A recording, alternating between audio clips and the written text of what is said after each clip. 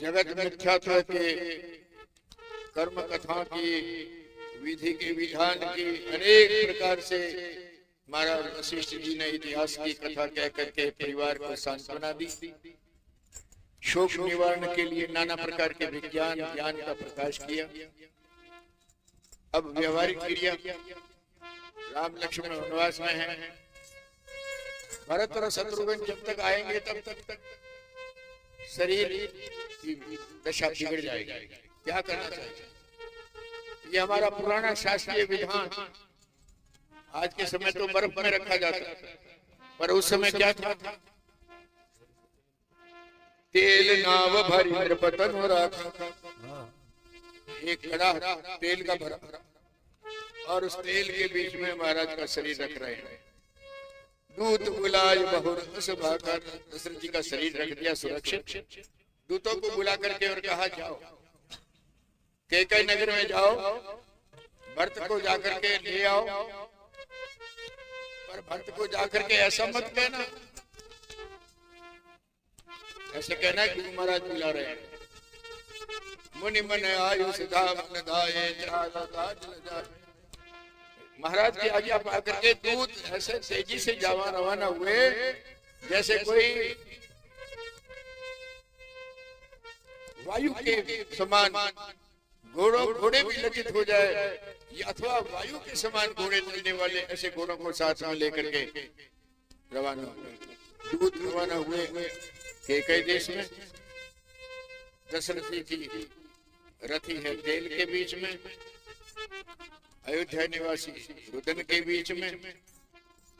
अब दशरथ जी के वहां पर क्या हो रहा है? नहीं, भरत जी के यहाँ पर क्या हो रहा है? अनरथ अवध आरंभ जवते कुशकुन हो ये भरत कहूं तब। जब से अयोध्या में अशकुन होने लगे, अयोध्या में अनरथ होने लगे, तब से भरत जी को खोटे सपने आने लगे, कुशकुन होने लगे। रात को भयानक सपने, जागे तो कोटि कोटि कल्पना, कोटि कोटि चिंताएं। उस सपने को निवारण करने के लिए हमेशा सवेरे यज्ञ करे, ब्राह्मणों को दान देवे, शिव जी का अभिषेक करे और हमेशा हृदय में शिव जी को मना करके अपने माता पिता परिजन परिवार की कुशलता का मांग करे। भरत जी सोचते रहे, रोजाना सोच रहे क्या कारण। इतने में दूत पहुंचे, गुरु महाराज की आज्ञा हुई, कानों से सुन करके वहां से रवाना हुए। भरत और शत्रुघ्न गणेश जी की वंदना करके अपने गांव से निन्नीहाल से विदाई दे रहे हैं। वायु के समान वेग वाले घोड़ों को हाँकते हुए नदियां, पहाड़, वनवास सबको लांघते हुए आ रहे हैं। हृदय में बड़ी चिंता हो रही है, क्या कारण? गुरु महाराज ने अचानक कैसे याद किया? एक पलक वर्ष के समान बीत रहा। अब रास्ते में उनको अब शकुन हो रहे, गधे बोल रहे, श्याल बोल रहे। सुन करके भरत जी के मन में भयानकता हो रही है। रामायण में जगह जगह पर शकुन का वर्णन हुआ है। शकुन तीन तरह के होते हैं, एक भौतिक, एक और एक देवी मानव। भौतिक शकुन तो ये है कि पक्षियों का, पशुओं का, सर्प अगर हम जा रहे हैं और सर्प आगे से निकल रहा है, जाकर के अगर बम्बी में घुसता है तो अच्छा, और दाएं से आया और बाएं गया तो अनर्थ हो जाएगा। बाएं से आया और दाएं गया तो सामान्य रूप से काम नहीं होगा। एक लावा चिड़िया होती है, वह अगर हरे पेड़ के ऊपर बैठी है तब तो बहुत अच्छी, पर सूखे पेड़ के ऊपर बैठी है तो कोई अनर्थ होने वाला। गधा अगर बायां भूख जाता है तो खराब, दायां भूख जाता है तो अच्छा। छींक सामने होती है तो खराब, बाई होती है तो खराब, दाई होती है तो खराब, बाई या पीठ की होती है तो अच्छी। इस तरह से कई शकुन भौतिक शकुन इसे कहते हैं। यहाँ पर भरत जी को भौतिक शकुन हो रहे हैं, पर हनुमान जी जिस समय लगता जा रहे हैं उस समय हनुमान जी को मानस शकुन हो रहे हैं। ओ एकाज मन हर्ष विषय की, बड़ा काम होगा, मुझे मेरे मन में हर्ष हर्ष हो रहा है। रावण को स्वप्न आ रहा है, ये प्राकृतिक शब्द का शकुन। त्रिजटा को स्वप्न आ रहा है कि मैंने ऐसा स्वप्न देखा कि रावण गधे पर चढ़ करके दक्षिण दिशा से जा रहा है, ये प्राकृतिक शकुन। एक मानस शकुन मन से शकुन हुआ, एक प्राकृतिक शकुन हुआ, एक शरीर का शकुन हुआ, एक प्रकृति का शकुन हुआ। ये चार प्रकार के शकुन। प्राकृतिक शकुन को मान्यता नहीं दी गई है शास्त्रों में, केवल 3 शकुनों को मान्यता है, और रामायण में तीनों की जगह जगह पर व्याख्या हुई है। खर, श्याल, प्रतिकूल बोल रहे हैं, गधे बोल रहे हैं, श्याल बोल रहे हैं, प्रतिकूल, ये भौतिक शकुन भरत जी को हो रहे हैं। श्रीहत सर सरिता वन बागा, नदियां जो है सूखी हुई है, ये प्रकृति के दर्शन हो रहे हैं। बाग सूखे हुए मिल रहे हैं, पशु पक्षी है गए, वो देखे नहीं जाते, बड़े उदास पशु पक्षी खड़े हैं। नगर शहर में प्रवेश किया अयोध्या में, तो नगर के मनुष्य भरत जी को देख करके और नीचे देख रहे हैं। कोई भरत जी का सत्कार नहीं हो रहा है, कोई सामने नहीं आना चाहता, कोई नगर निवासी मिलना नहीं चाहते। नगर निवासी सामने को आ रहे हैं,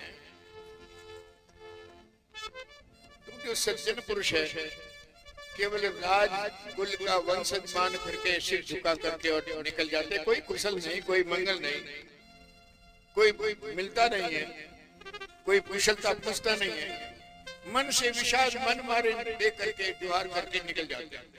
हाट बाट इतने संसान है, बाजार सुना है, कोई देखने में दिख नहीं आता। केकई नंदन भरत जी आज अयोध्या में प्रवेश कर रहे हैं, पर रवि कुल के लिए चांदनी अस्त हो रही है। भवन में प्रवेश किया, किले में माँ केकई जो है खुशी होकर के आरती सजा करके आ रही है, बेटे को लेने के लिए, भेंट ग्रहण करने के लिए। भरत सारे परिवार को दुखी देख रहा है, जैसे कोई खेती के ऊपर पाला पड़ गया। पर केकई खुश है, केकई को खुश देख करके, परिवार को उदास देख करके भरत जी अनुमान लगाने लगे। शिकारी कोई शिकारी नहीं, जंगल में आग लगा करके खुश होती है, इस तरह से केकई आज बड़ी खुश है। बेटे को, भरत जी के चित्त को, भरत जी के चेहरे को उदास देख करके केकई पूछ रही है, क्यों मेरे पीहर में तो कुशल है ना? अपने पीहर के समाचार पूछ रही है। भरत जी ने कहा सब कुशल है। अपने परिवार की कुशलता पूछी भरत ने, कहो यहाँ तो सब कुशल है ना? कहूँ कहें तात कहाँ सब माता, कहो पिताजी कहाँ पर है, सारी माताएं कहाँ पर है? कैसी ये राम लखन प्रिय भ्राता, प्यारे लक्ष्मण, प्यारे राम, माता सीता कहाँ पर है? अब पुत्र के वचन सुन करके बड़े स्नेह से, बड़े प्रेम से कपट के आंसू बहा करके और केकई कहने लगे, भारत सर्वन मन सूल सम पापी न बोली बैन। ऐसे बोल रही है, भरत जी के कानों को सूल के समान खटखटे वाली वाणी। पापिन केकई कहने लगी, बेटा सारी बात सुधार दी। बिचारी मथुरा ने बड़ी सहायता की, मथुरा का नाम जाहिर हो गया। बात तो सारी सुधर गई, बिचारी मथुरा ने सहायता की, पर थोड़ी सी बात विधाता ने बिगाड़ दी।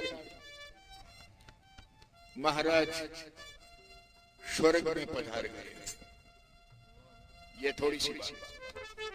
भरत जी की इतनी बात सुनते ही बड़ा विषाद पैदा हुआ, जैसे कोई सिंह की दहाड़ से हाथी सहम जाता हो, उसी तरह से भरत जी तात तात हा तात पुकारी, परे भूमि तल व्याकुल भारी, हा पिता हा पिता कहते कहते धरती के ऊपर गिर पड़े। अब चलतन देखन पायो तो ही, तातन राम सौंपे मोहि।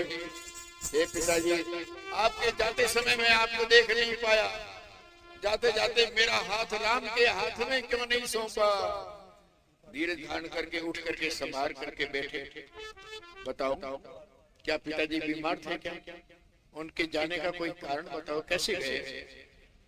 पुत्र का वचन सुन करके कि कई ऐसे बोल रही है जैसे कोई फोड़ा हो और फोड़े को साफ करके ऊपर नमक डालता है।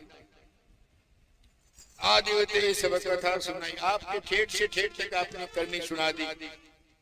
कुटिल कठोर मुदित मन मरणी, कुटिल मन से कुटिल कठोर भाव से प्रसन्न होकर के खुश खुश होकर के सारी बात सुनाई।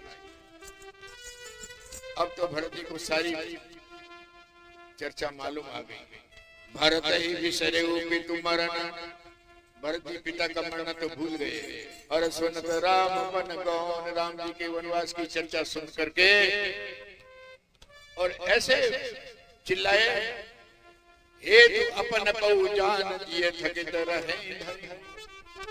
इस सारे विषाद का मूल कारण मैं हूं।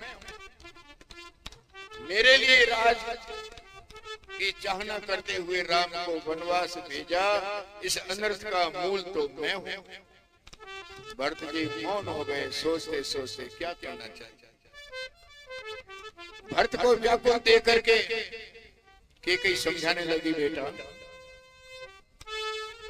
ऐसे समझाने लगी जैसे कोई जले पर नमक छिड़कती हो। तातु राव नहीं सोचे जो, महाराज सोच करने के लायक नहीं। वो जो वृद्धावस्था वाले थे, पुण्यात्मा थे, जब तक रहे संसार में सारे सुखों को भोगा, जीते जी सारे जन्म के फल प्राप्त किए, अंत में वह स्वर्ग के अमरपति इंद्रासन के अधिकारी हुए। ऐसे अनुमान सोच करके पिता के मरने का सोच छोड़ दो और सारे समाज के साथ में राज करो। राज की बात सुन करके और भी भरत जी सहम गए, जैसे कोई पक्के हुए घोड़े के ऊपर आग अंगारा रखा जाए, वैसे आज पके हुए घोड़े के ऊपर भरत जी की पीड़ा के ऊपर एक और अंगारा रख दिया। धीरज धारण करके उशास ली, सोचने लगे इस पापन ने सारे कुल का नाश कर दिया। कहने लगे, अरे तेरे को ऐसी कुरुचि थी तो जनमत काहिन मारे मोही। ऐसी कुरुचि तेरे हृदय में थी, ऐसी पाप वासना थी तो मुझे जन्मते ही मार देना था, क्यों जिंदा रखा? पेड़ काट में पालवसी जामीन दिए नहीं बार गुलीचा। एक वृक्ष को काट करके और फिर उन सूखे हुए पत्तों के ऊपर पानी सींच रही है। मच्छी को पानी से तो बाहर निकाल दिया और चुल्लू भर करके पानी उसके ऊपर डाल रही है। बड़ी खेद की बात है। भरत जी कह रहे हैं, सूर्य वंश में महाराज दशरथ जी जैसे मेरे पिता, राम और लक्ष्मण जैसे भाई, ये तो ठीक है, परंतु हे जननी तो जननी भई, तेरे जैसी माँ नहीं होनी चाहिए थी, परंतु हो गई। अब विधिषण कहाँ मसाए, विधाता से कोई जोर नहीं। ब्रह्मा जी ने सब काम ठीक किया, परंतु ये काम गलत कर दिया। अगर ये करना था तो वो नहीं करना था। दशरथ के घर में जन्म नहीं होना था, राम लक्ष्मण जैसे भाई नहीं देने थे। जब से तेरे चित्त में ऐसी खोटी मति आई तो तेरा हृदय टुकड़ा टुकड़ा क्यों नहीं हुआ? वर मांगा उस समय तुम्हें पीड़ा नहीं हुई, अब तुम्हारी जीभ जड़ क्यों नहीं गल करके और क्यों नहीं मिट गई? तुम्हारी जीभ में कीड़े क्यों नहीं पड़े? और बड़ी बात है, भूप प्रतीत तोरी कीनी। महाराज दशरथ जी ने तेरे पर विश्वास कैसे कर दिया? परंतु ठीक है, मरण काल विधि मति हरि। मरने समय विधाता ने उनकी बुद्धि को हरण कर लिया, इसलिए तेरे पर विश्वास हो गया। पर आखिरी बात यह है, ब्रह्मा जी भी अस्थि के हृदय की बात को नहीं जान सकते। महाराज तो सरल स्वभाव के थे, सीधे थे, धर्म धुरंधर थे, वो कैसे कैकेयी की मति को जान सकते थे? संसार में ऐसा कौन जीव जंतु है जो राम जी को प्यारा नहीं? जिसमें किसी ने भी राम जी को बुरा नहीं कहा, राम जी ने किसी का बुरा नहीं किया। राम जी के विरोधी हृदय से मुझे जन्म दिया, तो मेरे समान संसार में कौन पापी होगा? अब तुझे कहना बेकार है, तेरा कोई दोष नहीं है, दोष मेरा है, मेरे भाग्य ने ही ऐसा किया। तेरे जैसी उल्टा माँ के गर्भ से मुझे जन्म दिया। भरत जी पश्चाताप कर रहे हैं। शत्रुघ्न ने जब मथुरा का नाम सुना, मथुरा सामने आरती लेकर के खड़ी है, शत्रुघ्न की नजर उसके ऊपर पड़ी। बड़े रीस भर करके शत्रुघ्न ने, जैसे कोई जलती हुई आग में आहुति पड़ती हो घी की, हुमक करके शत्रुघ्न ने कस करके एक लात मारी कुबरी के डूब के ऊपर। पड़ी मुंह भर मही करत पुकारा। धरती के ऊपर मुंह तने पड़ी, मुंह में खून आ गया और पुकार करने लगी, हाय दया मार दिया। कुबर टूटे फूट कबारू, दलित दसन मुख रुधिर प्रचारू। कुबरी डूब टूट गई, ललाट फूट गया, दांतों से मुख से खून बहने लगा। आह दही में कहा नशावा, करत नीक फल अनयस पावा। अरे दैया, मैंने क्या बिगाड़ा तेरा? मैंने तो अच्छा ही किया, परंतु अच्छा करते हुए भी अपयश मिल गया। बस शत्रुघ्न ने इतनी बात सुनी, एडी से चोटी तक खोटी है ये तो लगे घसीटने, धर धर चोटी पकड़ करके घसीटना शुरू किया। मथुरा घसीटी जा रही है। भरत दया ने नहीं, भरत की वो दया आ गई, छोड़ दिया। अरे सत्संग छोड़ दे बेचारी को।